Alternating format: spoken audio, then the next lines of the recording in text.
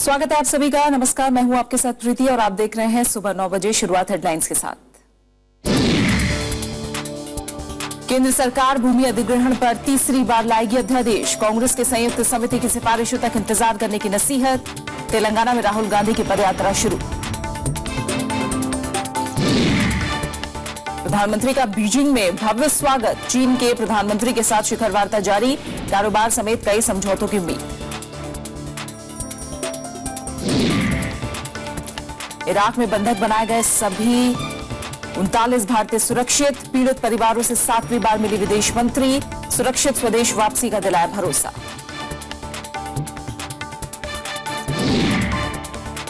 विदेशी प्रत्यक्ष निवेश में 40% का इजाफा। 2014-15 में 1,76,000 करोड़ के एफडीआई।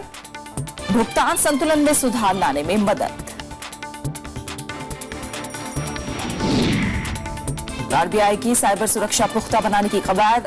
अलग से बनाएगा आईटी सब्सिडरी। रघुराम राजन ने बैंकों के बढ़ते एनपीए पर जताई चिंता। कहा आर्थिक संकट का खतरा नहीं।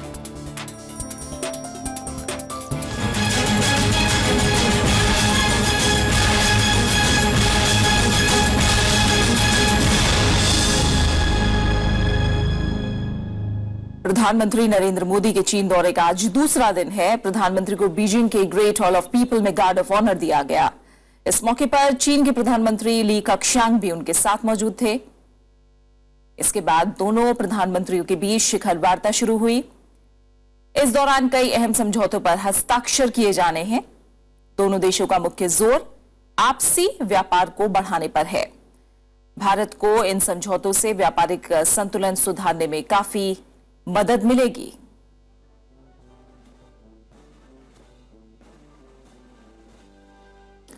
तो इस समय चीन के प्रधानमंत्री ली कक्षांग और प्रधानमंत्री नरेंद्र मोदी के बीच बातचीत जारी है। ऐसी उम्मीद जताई जा रही है कि चीन और भारत के बीच 20 समझौतों पर दस्तखत हो सकते हैं और जाहिर तौर पर इसमें निवेश और व्यापार यानी आर्थिक समझौतों पर खास जोर रह सकता है। प्रधानमंत्री ने चीन की यात्रा पर रवाना होने से पहले कहा था कि यह यात्रा मील का पत्थर साबित हो सकती है। जाहिर तौर पर जोर मेक इन इंडिया पर भी होगा और भारत ये चाहेगा कि चीन ज्यादा निवेश करे।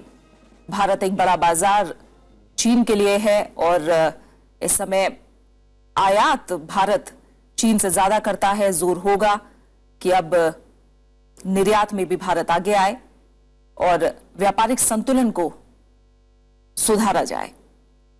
दोनों देशों के बीच 2014 में करीब 71 अरब डॉलर का व्यापार हुआ और जो आंकड़े हैं वो बताते हैं कि चीन के साथ जो व्यापारिक घाटा है वो लगातार बढ़ा है। प्रधानमंत्री नेशनल पीपल्स कांग्रेस यानी चीनी संसद के अध्यक्ष झांग देजियांग से भी मिलेंगे। प्रधानमंत्री त्सुंगवा यूनिवर्सिटी में छात्रों को संबोधित भी करेंगे और इसके बाद टेंपल ऑफ हेवन जाएंगे जहां वो योगा ताइची संयुक्त कार्यक्रम का हिस्सा बनेंगे। इसके बाद प्रधानमंत्री चीन दौरे के तीसरे चरण में शंघाई के लिए रवाना हो जाएंगे।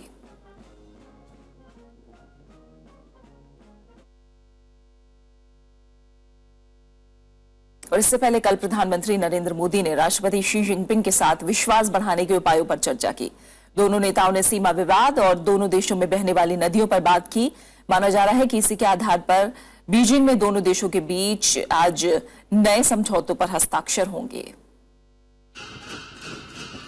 प्रधानमंत्री नरेंद्र मोदी गुरुवार सुबह चीन के ऐतिहासिक शहर शियान पहुंचे।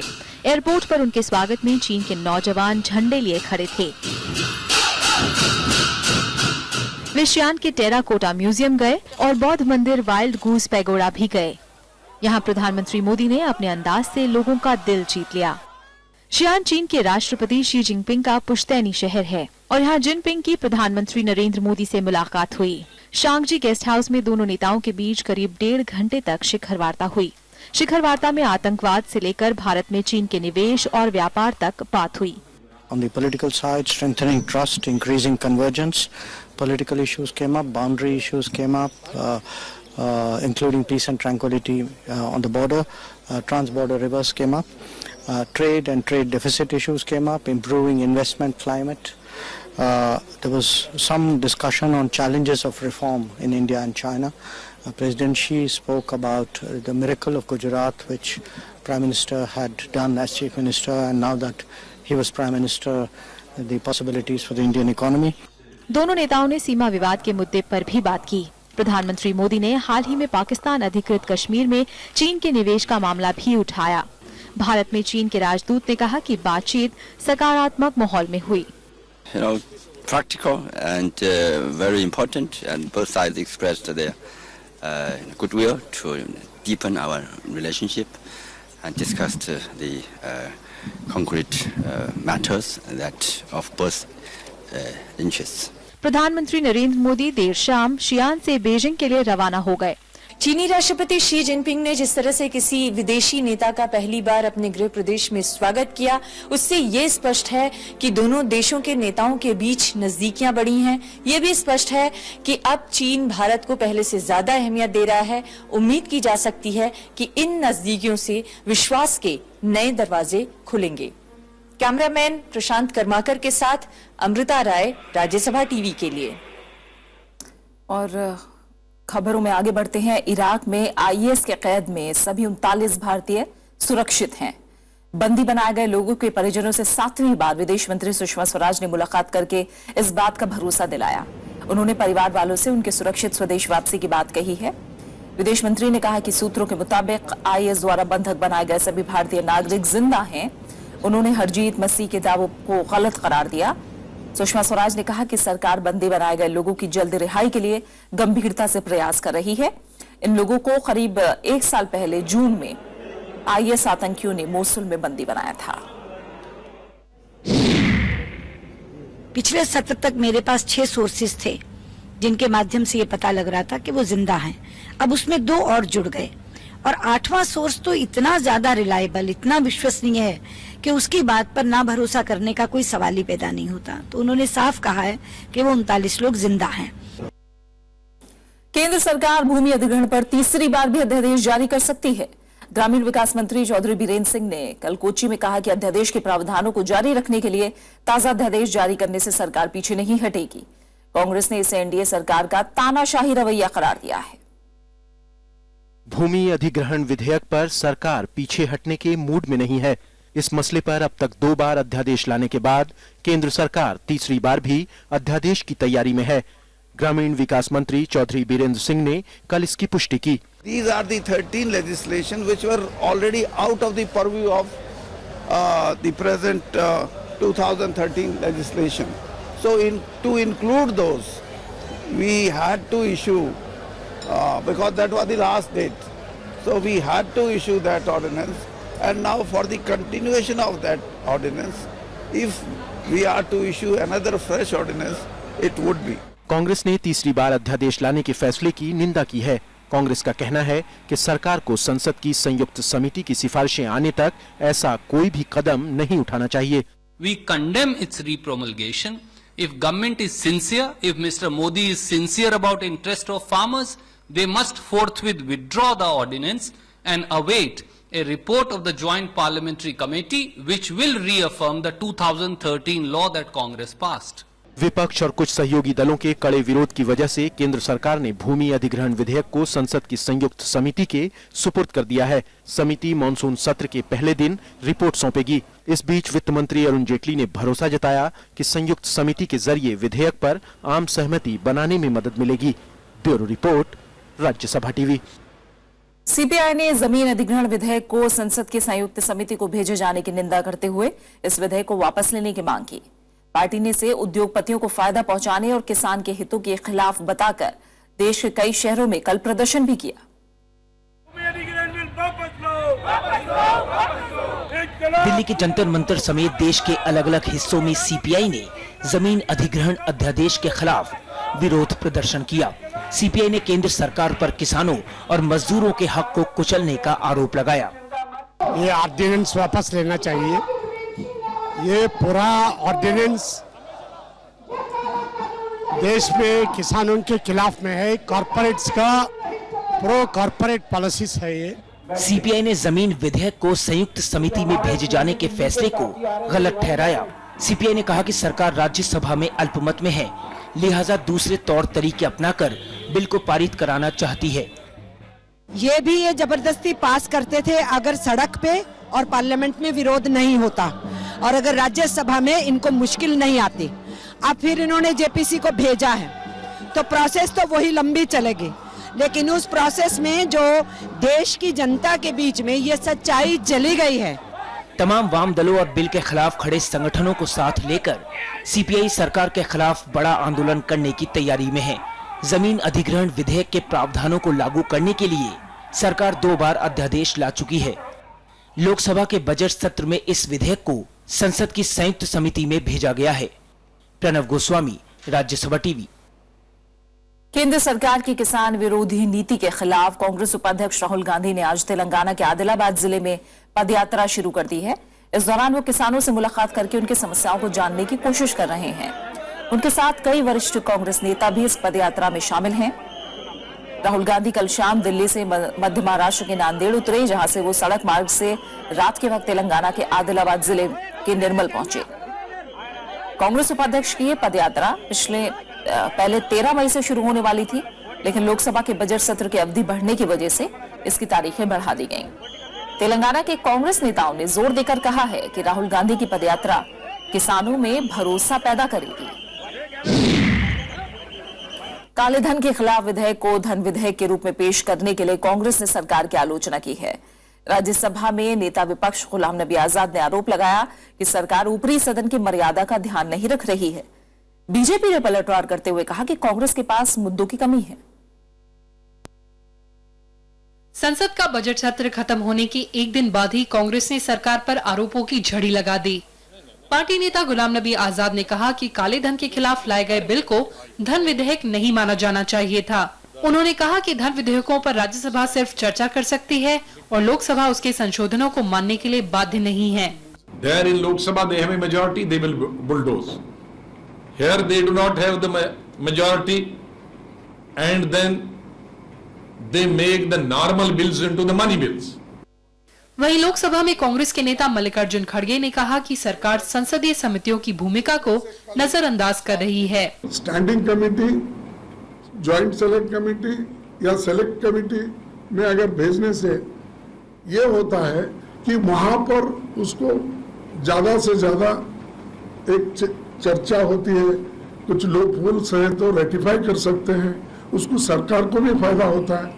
उधर बीजेपी ने कांग्रेस के इन आरोपों को पूरी तरह खारिज कर दिया। देखिए, सरकार काम कर रही है क्योंकि सरकार की प्रतिबद्धता काम करने की तरफ है और जहां तक ये पैरालिसिस गवर्नेंस का सिस्टम यूपीए 2 लाई थी देश के अंदर, उससे पूरा देश अपने आप को विकलांग महसूस कर रहा था। कहीं ना कहीं उसको सक्षम बनाने की जरूरत है और अक्षमता से बाहर आए।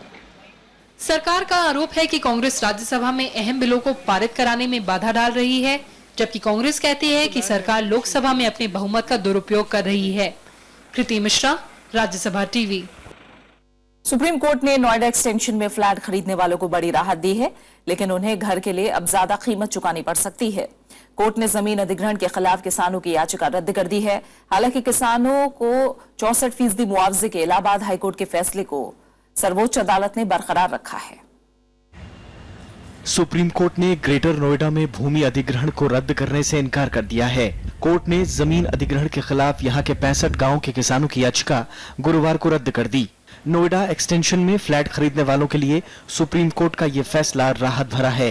किसानों को राहत देते हुए कोर्ट ने 64% मुआवजे के फैसले को बरकरार रखा है। किसानों को विकसित क्षेत्र का 10% हिस्सा भी मिलेगा। आज सुप्रीम कोर्ट ने 1150 जो पिटीशन थी, जिसमें 850 petition Noida greater Noida authority की थी और 350 के लगभग किसानों की थी, वो दोनों ही तरफ की पिटीशन को डिसमिस कर दिया और ये कहा कि जो इलाहाबाद हाई कोर्ट का फैसला था, जिसमें 10% डेवलपमेंट और 64% एनहेंसमेंट इन कंपनसेशन, उसको बरकरार रखा है। किसानों की अर्जी में कहा गया था कि ग्रेटर नोएडा वेस्ट में जमीन का गैर कानूनी तरीके से अधिग्रहण किया गया है। इसके लिए एनसीआर प्लानिंग बोर्ड से अनुमति नहीं ली गई। दूसरी तरफ नोएडा अथॉरिटी की दलील थी कि इलाके के विकास के लिए जमीन खरीदी गई थी और किसानों के हितों का पूरा ख्याल रखा गया है। कोर्ट के इस फैसले से किसान मायूस हैं। रहेगी बात ये, हम जमीन वापस मांग रहे थे मकोड़ा साबेरी वगैरह गांव के अधिग्रहण रद्द हो चुके, जहां पे ऑलरेडी बिल्डरों ने बिल्डिंग बना ली थी। उस बेस पे उनको राहत दी गई थी, क्योंकि औद्योगिक के नाम पे जमीन ली गई और औद्योगिक वजह बिल्डरों को दे दी मोटे पैसे खा के। पटवारी का अधिग्रहण हाई कोर्ट द्वारा रद्द कर दिया गया था। हमें उम्मीद थी कि यहाँ से भी अधिग्रहण रद्द होगा। फरवरी में सुप्रीम कोर्ट ने किसानों की अधिग्रहित जमीन में से 10% विकसित जमीन किसानों को दिए जाने के इलाहाबाद हाईकोर्ट के फैसले को बरकरार रखा था। कोर्ट ने दोनों अथॉरिटी की अर्जी खारिज करते हुए कहा था कि हाईकोर्ट के फैसले में दखल की जरूरत नहीं है। सुप्रीम कोर्ट ने अपने आदेश में साफ कर दिया है कि किसानों को इस जमीन पर और अधिक कॉम्पनसेशन अब नहीं दिया जाएगा। साथ ही साथ किसी भी तरह का भूमि अधिग्रहण रद्द नहीं होगा। अब किसानों के पास केवल यही बचा है कि वो इस पिटीशन को लेकर बड़े बेंच के पास जाएं या फिर इस मामले में रिव्यू पिटीशन दाखिल की जाए। कैमरामैन राजदीप के साथ रविंद्र सिंह शोराण, राज्यसभा टीवी। दिल्ली सरकार को सुप्रीम कोर्ट ने बड़ा झटका दिया है। कोर्ट ने दिल्ली सरकार के उस सर्कुलर पर रोक लगा दी जिसमें सरकार के बारे में अपमानजनक खबरें दिखाने वाले मीडिया पर कानूनी कार्रवाई करने की बात कही गई थी। सुप्रीम कोर्ट ने दिल्ली सरकार को फटकार लगाते हुए कहा कि एक तरफ आप अपने आप को आपराधिक मानहानि कानून का पीड़ित बताते हैं और दूसरी तरफ दूसरे लोगों पर कार्यवाही करना चाहते हैं। ये दोनों चीजें एक साथ नहीं चल सकती हैं। सुप्रीम कोर्ट ने बोला कि आप ये दोहरा मापदंड कैसे लगा सकते हैं, और इसलिए उन्होंने बोला कि ये सर्कुलर गैर संवैधानिक लगता है प्राइमा फेसी, और उसको स्टे कर दिया। ब्रॉडकास्ट एडिटर एसोसिएशन ने भी सुप्रीम कोर्ट के फैसले का स्वागत किया और अरविंद केजरीवाल को आगे के लिए नसीहत भी दे दी। अरविंद केजरीवाल, मूल रूप से ये जो सरकार ने ये जो ऑर्डर दिया था, नोटिफिकेशन जो आया था, वो अगर आप देखें तो 499 आईपीसी में अगर उन्होंने पढ़ रखा होता एक्सेप्शन नंबर 2, तो वो समझ जाते कि क्यों 65 साल से किसी भी सरकार ने ये हिम्मत नहीं की, क्योंकि ये गैर कानूनी है। लेकिन वहीं सुप्रीम कोर्ट की रोक के बाद दिल्ली सरकार और आम आदमी पार्टी के नेता भी मीडिया के सवालों से बचते नजर आए। पूरे मामले पर चुप क्यों है? चुप है तो चुप है। दिल्ली सरकार के 6 मई को जारी सर्कुलर में कहा गया था कि सरकार की छवि खराब करने के लिए मीडिया खबरें देता है तो संबंधित अधिकारी इसकी शिकायत मुख्य सचिव से कर सकता है। इसके बाद उस मीडिया संस्थान के खिलाफ कानूनी कार्यवाही का विकल्प भी मौजूद रहेगा। अनु दीवान, राज्यसभा टीवी। सूचना और प्रसारण मंत्री अरुण जेटली ने खबरों को बढ़ा चढ़ाकर दिखाने की टीवी चैनलों में प्रवृत्ति को खारिज किया। उन्होंने दर्शकों की जरूरतें पूरा करने के लिए पत्रकारों की ट्रेनिंग पर भी जोर दिया। सूचना और प्रसारण मंत्री अरुण जेटली ने गुरुवार को भारतीय जनसंचार संस्थान की ओर से आयोजित संचार विश्वविद्यालय की जरूरत सेमिनार में शिरकत की। उन्होंने कहा कि अब समाचार की परिभाषा बदल गई है और खबरों की दौड़ में कभी-कभी अर्थ का अनर्थ हो जाता है। Now, in a shrill debate, the other side of the picture is normally not known. And if the epidemic of shrillness spreads, then channel across channel you'll find only one viewpoint. सूचना प्रसारण मंत्री ने media financing की चर्चा की। उन्होंने कहा कि धन जुटाने में दिक्कत की वजह से वितरण का खर्च अधिक हो जाता है और इससे सामग्री पर असर पड़ता है। Cost of distribution being so high, there is an obvious compromise on the cost of content because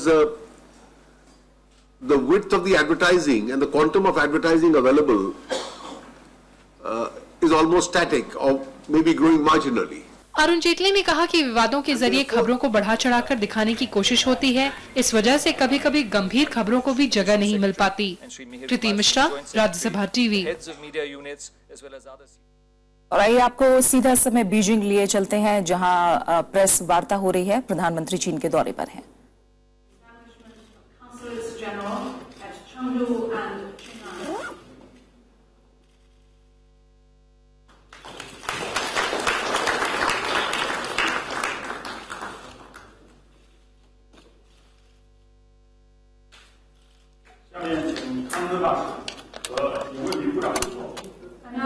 प्रधानमंत्री ली कक्षांग और प्रधानमंत्री नरेंद्र मोदी अब आपसी प्रतिनिधि मंडल स्तर की बातचीत के बाद प्रेस को संबोधित करेंगे। उम्मीद है कि दोनों देशों के बीच 20 समझौते होंगे जिसमें व्यापार, सबसे ऊपर एजेंडे में रह सकता है। थोड़ी ही देर में प्रेस कॉन्फ्रेंस, प्रतिनिधिमंडल स्तर की वार्ता आज बीजिंग में मौजूद हैं। कल xi'an से शुरुआत की प्रधानमंत्री नरेंद्र मोदी ने अपने चीन दौरे की और अब शिखर वार्ता के बाद प्रेस को संबोधित करेंगे। कई अहम समझौतों पर हस्ताक्षर की उम्मीद है और दोनों देशों का मुख्य जोर आपसी व्यापार को बढ़ाने पर। भारत को इन समझौतों से व्यापारिक संतुलन सुधारने में काफी मदद मिलेगी। चीन भारत का सबसे बड़ा व्यापारिक सहयोगी है। दोनों देशों के बीच 2014 में करीब $71 अरब का व्यापार हुआ, लेकिन जो भारतीय आंकड़े हैं वो ये दिखाते हैं कि चीन के साथ व्यापारिक घाटा लगातार बढ़ा है। इसे पाटना, इसे दूर करना एक बड़ी चुनौती भारत के लिए भी है। सन 2002 में $1 अरब का व्यापारिक घाटा था, जो अब 2014 में बढ़कर लगभग $38 अरब का हो गया है।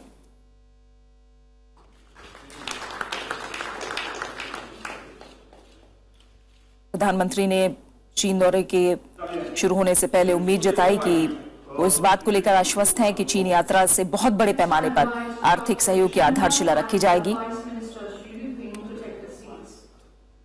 कल प्रधानमंत्री नरेंद्र मोदी ने xi'an में राष्ट्रपति शी जिनपिंग से मुलाकात की, जिसमें सीमा विवाद, आतंकवाद, निवेश, व्यापार और आर्थिक सहयोग बढ़ाने पर बातचीत हुई। आज प्रधानमंत्री ली xi'an के साथ शिखर वार्ता के बाद कई समझौतों पर हस्ताक्षर होने की उम्मीद।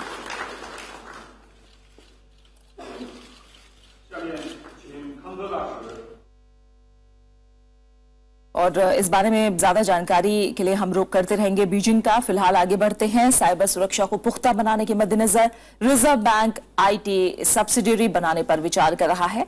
गोवा में बोर्ड मीटिंग के बाद रिजर्व बैंक की गवर्नर रघुराम राजन ने बैंकों के बढ़ते NPA पर चिंता जताई, लेकिन आर्थिक संकट के खतरे से इनकार किया। उन्होंने साफ किया कि स्वतंत्र पब्लिक डेट मैनेजमेंट इकाई यानी PDMA बनाने के मसले पर सरकार और रिजर्व बैंक के बीच किसी तरह का मतभेद नहीं है। गोवा में RBI सेंट्रल बोर्ड की बैठक में इंफॉर्मेशन टेक्नोलॉजी के बदलते स्वरूप पर चर्चा हुई। इसमें साइबर सुरक्षा सुनिश्चित करने के लिए रिजर्व बैंक की IT सब्सिडरी बनाने का प्रस्ताव रखा गया। बैठक के बाद रिजर्व बैंक के गवर्नर रघुराम राजन ने बताया कि लगातार बढ़ रहे साइबर हमलों के मद्देनजर इससे निपटने के लिए जल्द ही IT सेल बनाया जाएगा। We have to worry about cyber security, we have to worry about cyber supervision, and with that in mind, the board suggested that we should focus on perhaps thinking of an IT subsidiary. Reserve bank के governor ने एक बार फिर साफ किया कि केंद्रीय bank स्वतंत्र public debt management इकाई यानी PDMA बनाने के खिलाफ नहीं। उन्होंने कहा कि इस मसले पर सरकार और रिजर्व बैंक के बीच किसी तरह का मतभेद नहीं है। रघुराम राजन ने बैंकों के बढ़ते NPA पर भी चिंता जताई, हालांकि उन्होंने आर्थिक संकट के किसी खतरे से इनकार किया। Some banks have managed to start bringing down their bad loan positions. Others, it is still increasing. Am I worried from the perspective of are we in danger of a financial crisis? The answer is no. Raghuram Rajan ने यह भी कहा कि RBI जल्द ही नई series के currency notes जारी करेगी, जो मुद्रा को सुरक्षा के लिहाज से और बेहतर बनाने की कोशिशों का हिस्सा है। इस बीच रिजर्व बैंक ने कहा है कि 2000 रुपए तक के कॉन्टैक्टलेस कार्ड भुगतान के लिए पिन की जरूरत नहीं है। इसके अलावा RBI ने गैर बैंकिंग वित्तीय कंपनियों के लिए इंफ्रा डेप्ट फंड जारी करने से जुड़े नए दिशा निर्देश जारी कर दिए हैं। Bureau report, Rajya Sabha TV. वित्त वर्ष 2014-15 के दौरान भारत में विदेशी प्रत्यक्ष निवेश में 40% की वृद्धि हुई है। इस दौरान कुल 1,76,000 करोड़ रुपए का विदेशी प्रत्यक्ष निवेश हुआ है। वित्त मंत्री अरुण जेटली ने कल ये जानकारी दी। वित्तीय वर्ष 2013-14 में 1,26,000 करोड़ रुपए का विदेशी प्रत्यक्ष निवेश हुआ था। अरुण जेटली के मुताबिक पिछले वित्त वर्ष के दौरान विदेशी निवेश संवर्धन बोर्ड के पास 350 प्रस्ताव आए थे और कुल 241 प्रस्तावों को मंजूरी दी गई थी। बाकी प्रस्ताव अलग अलग स्तरों पर लंबित पड़े हैं। Service, automobile, telecommunication, computer, software और हार्डवेयर और फार्मास्यूटिकल्स क्षेत्र में सबसे ज्यादा विदेशी निवेश हुआ है। भारत में सबसे ज्यादा विदेशी निवेश मॉरिशस, नीदरलैंड, जापान और अमेरिका से आया है। अच्छे विदेशी निवेश से भारत के बैलेंस ऑफ पेमेंट्स यानी भुगतान संतुलन में सुधार लाने में मदद मिली है। विदेशी निवेश में बढ़ोतरी के लिए सरकार ने एफडीआई नियमों को आसान बनाया है। मॉनसून सत्र अपने तय समय से 2 दिन पहले यानी 30 मई को, माफ कीजिएगा, मॉनसून केरल तट पर अपने समय से पहले दस्तक देगा, यानी 30 मई को अब ये केरल तट पर दस्तक देगा। मौसम विभाग के मुताबिक दक्षिण पश्चिम मॉनसून ज्यादातर 20 जून को अंडमान सागर पहुंचता है, हालांकि इसमें 1 हफ्ते का अंतर भी आ सकता है। मौसम विभाग के मुताबिक पिछले कुछ दिनों के दौरान बंगाल की खाड़ी और अंडमान सागर में बारिश हुई है और इसके अलावा विषुवत रेखा पार से हवा का प्रवाह भी बढ़ा है। ऐसी परिस्थिति में अगले 3-4 दिनों में मॉनसून के अंडमान सागर पहुंचने की अच्छी स्थिति बन गई है। उपराष्ट्रपति मोहम्मद हामिद अंसारी को उनके निवास पर दुनिया के पहले सामाजिक उपक्रम डेवलपमेंट ऑल्टरनेटिव्स ने 2 किताबें भेंट की। पहली किताब द ब्लू इकोनॉमी है, इसे बेल्जियम के लेखक गुंटेर पाउली ने लिखा है। दूसरी किताब टू चूज आवर फ्यूचर भेंट की गई। इस किताब का लेखन डॉक्टर अशोक खोसला ने किया है। इस मौके पर उपराष्ट्रपति ने दोनों लेखकों के कामों की तारीफ की। फिलीपींस की राजधानी मनीला में एक जूता फैक्ट्री में लगी आग में मरने वालों की तादाद बढ़कर 72 हो गई है। अभी भी कई कर्मचारी लापता बताए जा रहे हैं। ज्यादातर लोगों की मौत दम घुटने की वजह से हुई। आग के कारणों का पता लगाने की कोशिश की जा रही है। यह हादसा उस वक्त हुआ जब वेल्डिंग का काम चल रहा था और अचानक विस्फोट हुआ। देखते ही देखते आग ने पूरी इमारत को अपनी चपेट में ले लिया। पूर्वी अफ्रीकी देश बुरुंडी के सेना प्रमुख ने देश में तख्ता पलट की कोशिशों को नाकाम करने का दावा किया है। इस बीच पूर्वी अफ्रीकी समुदाय की विशेष शिखर वार्ता में हिस्सा लेने तंजानिया गए राष्ट्रपति पियर नकुरुंजीजा बुरुंडी लौट आए हैं। उन्होंने ट्विटर पर लिखा कि तख्ता पलट नाकाम रहा और हालात नियंत्रण में हैं, लेकिन तख्ता पलट समर्थकों और राष्ट्रपति समर्थक सुरक्षा बलों के बीच देश के रेडियो और टेलीविजन भवनों पर कब्जे के लिए गुरुवार दिन भर गोलीबारी होती रही, लेकिन शाम को राजधानी बुंजुबुरा में शांति दिखी और सड़कें सुनसान नजर आईं। बुरुंडी के नेशनल इंटेलिजेंस के पूर्व प्रमुख मेजर जनरल गॉड फ्रोइद नियोम्बरे ने बुधवार को राष्ट्रपति पियर नकुरुंजीजा को सरकार को बर्खास्त करने का ऐलान किया था।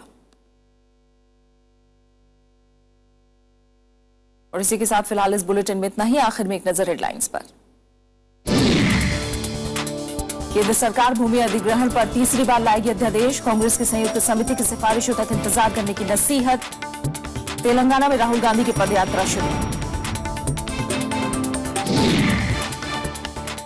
प्रधानमंत्री का बीजिंग में भव्य स्वागत। चीन के प्रधानमंत्री के साथ शिखर वार्ता। कारोबार समेत कई मसलों पर अहम समझौते। इराक में बंधक बनाए गए सभी 39 भारतीय सुरक्षित। पीड़ित परिवारों से 7वीं बार मिली विदेश मंत्री। सुरक्षित स्वदेश वापसी का दिलाया भरोसा। विदेशी प्रत्यक्ष निवेश में 40% का इजाफा। 2014-15 में 1,76,000 करोड़ के एफडीआई। भुगतान संतुलन में सुधार लाने में मदद। आरबीआई की साइबर सुरक्षा पुख्ता बनाने की कवायद। अलग से बनाएगा आईटी सब्सिडरी। रघुराम राजन ने बैंकों के बढ़ते एनपीए पर जताई चिंता। कहा आर्थिक संकट का खतरा नहीं।